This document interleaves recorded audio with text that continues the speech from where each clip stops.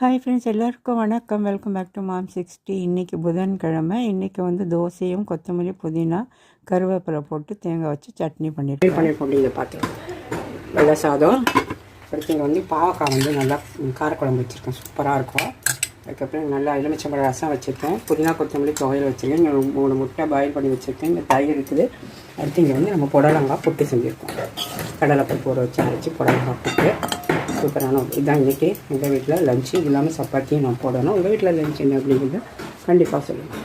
அடுத்து இங்கே என் பொண்ணுக்கு சப்பாத்தி, அப்புறமா காரக்குழம்பு, பாவக்காய் காரக்குழம்பு, கொஞ்சமாக சட்னி, புட்டு வச்சுருக்கேன், புடலங்காய் புட்டு, அப்புறம் ஒரு எக்கு ஒன்று வச்சுருக்கேன். டின்னர் பாக்ஸுக்கும் நான் கட்டி வச்சுட்டேன். இப்போ வந்துட்டு எனக்கு நான் சாப்பாடு போட்டிருக்கேன்.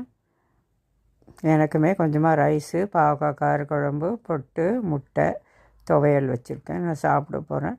உங்கள் வீட்டில் என்ன லஞ்ச் அப்படின்னு மறக்காமல் கமெண்ட் பண்ணுங்கள்.